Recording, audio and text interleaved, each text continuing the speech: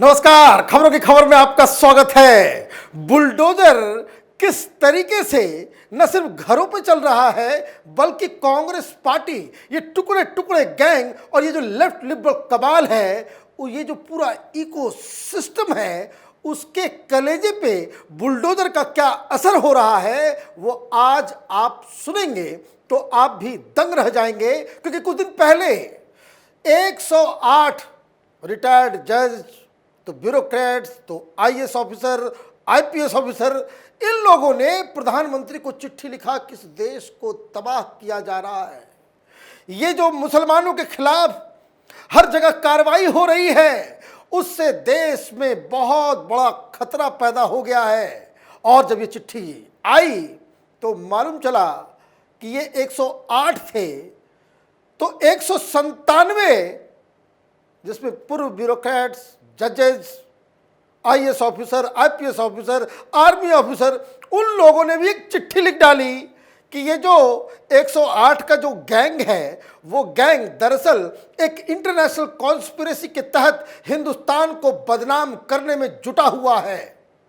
हकीकत क्या है? हकीकत बस इतनी सी है कि प्रधानमंत्री मोदी और भारतीय जनता पार्टी को जो लोग चुनाव में नहीं हरा पा रहे, वो ठीक उसी प्रकार से जैसे जब प्रधानमंत्री मोदी जीत के आए थे तो एक इंटॉलरेंस गैंग निकल आया था, फिर अचानक से वो आज़ादी गैंग आ गया, टुकड़े टुकड़े गैंग आ गया, फिर अवार्ड वापसी गैंग आ गया।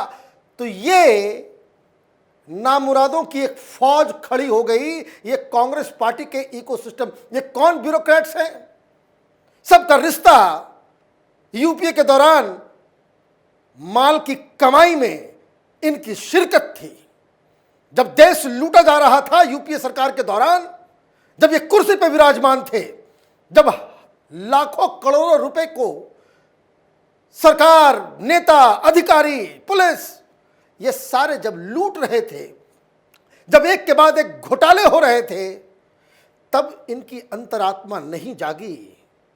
और अब जब ये इकोसिस्टम, ये जो खंडहर बचा हुआ है, जब ये हिल रहा है, उसके ऊपर बुलडोजर चल रहा है, तो ये छाती पीट रहे हैं, चीख रहे हैं, चिल्ला रहे हैं। लेटर की बात आई तो अचानक से मुझे ये भी आ गया। आज मुस्लिम संगठनों की तरफ से भी चिट्ठियां लिखी जा रही है प्रधानमंत्री को। कितनी चिट्ठियां आएंगी? प्रधानमंत्री के पास इतना वक्त थोड़ी है भाई सब चिट्ठी को आप पढ़ लें। चिट्ठी क्या दी गई है कि ये जो यूनिफॉर्म सिविल कोड के बारे में बातचीत हो रही है, अलग अलग राज्यों में लगाया जा रहा है, ये अनकॉन्स्टिट्यूशनल है। और ये जो सारे लोग हैं, ये जो 108 नामुरादों की जो फौज थी, उन्होंने भी यही कहा कि कॉन्स्टिट्यूशन के ऊपर बुलडोजर चलाया जा रहा है। मैं डिटेल दूंगा क्या क्या चिट्ठी में क्या क्या बातें लिखी गई, लेकिन सबसे हैरान करने वाली बात यही है कि जब ममता बनर्जी चुनाव जीती और उसके बाद बंगाल में हिंदुओं के ऊपर जो अत्याचार हुआ, हजारों की संख्या में हिंदू महिलाओं के साथ बलात्कार हुआ, गैंगरेप हुआ, तब इनकी अंतरात्मा नहीं जागी। कितने ओछे दर्जे के ये लोग हिपोक्रेट्स हैं, ये समझ में भी नहीं आता। चिट्ठी में क्या लिखा इन्होंने? We are witnessing a frenzy of hate-filled destruction of the country where at the sacrificial altar are not just Muslim and members of other minority communities but the constitution itself. As former civil servants, it is not normally our wont to express ourselves in such extreme terms, but the relentless pace at which the constitutional edifice created by our founding fathers is being destroyed compels us to speak out and express our anger and anguish. बहुत बढ़िया। उन्होंने कहा कि भाई हम लोग तो bureaucrats हैं। जिस हिसाब से देश को ये जो हेट फील्ड, ये जो हिंदू मुसलमान चल रहा है, ये जो लाउड स्पीकर का विवाद हो रहा है, ये जो हिजाब का विवाद हो रहा है, उससे संविधान का डिस्ट्रक्शन हो रहा है, संविधान के ऊपर बुलडोजर चलाया जा रहा है। अरे भाई, लाउड स्पीकर किस हिसाब से बजे, मंदिर हो या मस्जिद हो, ये तो सुप्रीम कोर्ट का आदेश है। इन्होंने ज्यादा कॉन्स्टिट्यूशन पढ़ लिया है। ये सुप्रीम कोर्ट के आदेश के अलग जाकर के बात करेंगे। कोई ये कहता है भाई हिजाब स्कूल में नहीं होना चाहिए, पूरी दुनिया में आर्टिकल छप रहा है कि भाई हिंदुस्तान में हिजाब बैन हो गया। भाई स्कूल का मसला था, फॉर गॉड सेक। आपने उसको एक ऐसा बना दिया कि हिंदू राष्ट्र बन रहा है, यहां पे फासिज्म आ गया है, मुसलमानों को तंग किया जा रहा है। अरे भाई, जिस देश में मुसलमान जो माइनॉरिटी है वो मेजॉरिटी कम्युनिटी के पीसफुल प्रोसेसन के ऊपर पत्थर चला दे, उसे आप डरा हुआ कहेंगे? उस समय आपकी जुबान नहीं खुलती और आप कह रहे हो कि भाई हम तो अपनी बातों को नहीं रखते। भाई, बातों को रखने के लायक हो तुम लोग। इस देश का बेड़ा गड़क तो तुम जैसे ही अधिकारियों की वजह से हुआ है। भ्रष्टाचार पूरी दुनिया में जिस हिसाब से हिंदुस्तान में आप लोगों के दौरान हुआ करता था, एक आदमी की आवाज आई उस समय तो माल सारा पॉकेट के अंदर आपने रख लिया। एक एक शख्स, जो लोग इसके सिग्नेटरी हैं, बारिंग फ्यू, सब नहीं, कुछ होंगे उसमें ईमानदार, लेकिन ज्यादातर लोग ऐसे हैं। क्या वो बता सकते हैं कि आप जिस लाइफ स्टाइल को आप जी रहे हो रिटायरमेंट के बाद, वो कमाई सिर्फ और सिर्फ सरकार के द्वारा दी गई सैलरी से हुई है? दूध का दूध, पानी का पानी हो जाएगा। और केंद्र सरकार से ये मांग करनी चाहिए कि ये जो बीच बीच में हिंदुस्तान को बदनाम करने के लिए जो इंटरनेशनल कॉन्स्पिरेसी का ये पार्ट बन जाते हैं, जो टुकड़े टुकड़े गैंग के साथ खड़े हो जाते हैं, जो नक्सलियों के साथ खड़े हो जाते हैं, इनके इनकम, इनके लाइफ स्टाइल, इनके खर्च और इनके सारी चीजों का ब्यौरा देना चाहिए। इसका पूरा व्हाइट पेपर निकलना चाहिए। अदरवाइज ये लोग हिंदुस्तान के खिलाफ, जो हिंदुस्तान को तोड़ने वाली ताकतें हैं, उसके साथ बैठ जाएंगे और उसके बाद कहेंगे वी सिविल सर्वेंट्स, हम लोग तो इस तरह से अपने राय को नहीं रखते हैं। लेकिन देश में जो हो रहा है, क्या हो रहा है देश में? सुप्रीम कोर्ट के आदेशों का पालन हो रहा है। ये आपको कॉन्स्टिट्यूशन नजर आता है कि ये कॉन्स्टिट्यूशनल ब्रेकडाउन है, कानून की को नजरअंदाज किया जा रहा है। तो फिर आप महान लोग हैं, आपको समझ में नहीं आता क्या मसला है। अभी ये अचानक से ये क्यों हुआ, ये भी मैं आपको बताऊंगा। आगे क्या लिखते हैं? It is no longer just the politics of assertive Hindutva ideology nor the attempt to keep the communal cauldron on the boil. All that has been going for decades, and in the last few years had become a part of new normal.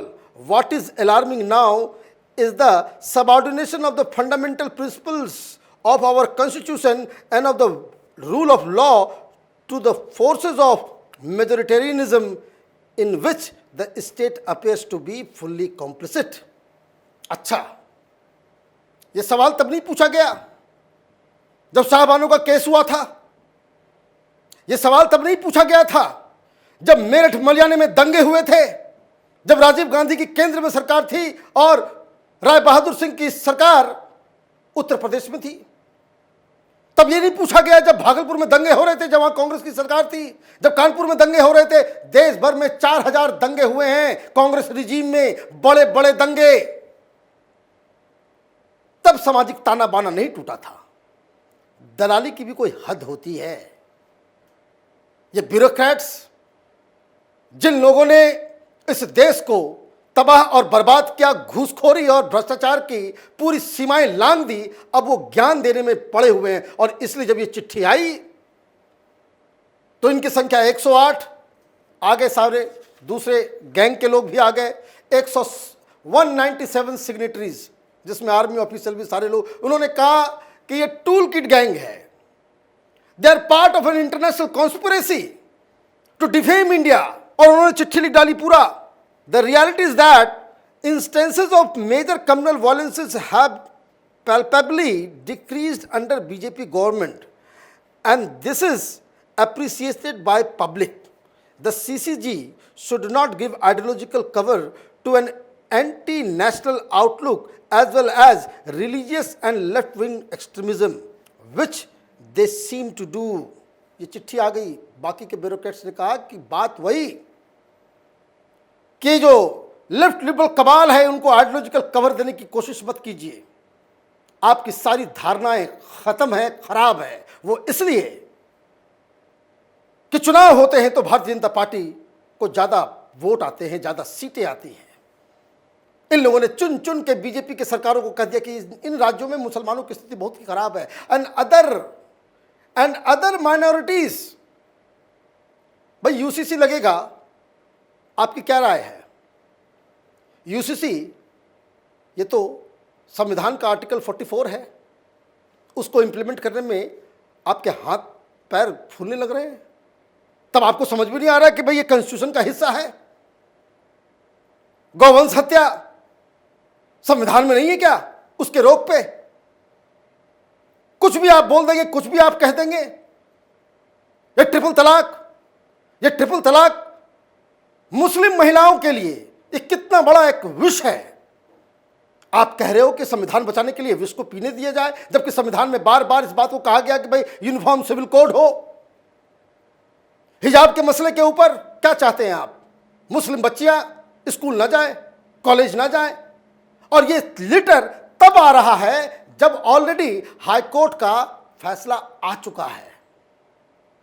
संविधान कौन नहीं मान रहा? ये भ्रष्ट दलाल किस्म के bureaucrats जो अपने आप को कॉन्स्टिट्यूशन कोई ग्रुप का नाम देते हैं, सीसीजी, या फिर वो सरकारें जो कोर्ट के आदेशों का पालन कर रही है और सख्ती से उसे लागू करवा रही है। यूपी में लाउड स्पीकर हटाया जा रहा है तो मंदिर से भी हट रहे हैं। अगर योगी आदित्यनाथ ने सिर्फ मस्जिदों से लाउड स्पीकर को हटवाया होता तो आपकी दलीलों में, आपकी बातों में कुछ सच्चाई भी होती। लेकिन ये झूठ का पुलिंदा, ये कांग्रेस इकोसिस्टम, ये लेफ्ट लिबरल कबाल, ये लुटियन गैंग, ये दलाल पत्रकारों के जत्थे का एक चरित्र बन गया है। इसलिए ऐसे विभीषणों से सावधान रहने की आवश्यकता है। आप देखते रहिए कैपिटल टीवी। हमारे वीडियोस को लाइक कीजिए, शेयर कीजिए और हमारे चैनल को सब्सक्राइब कीजिए। धन्यवाद।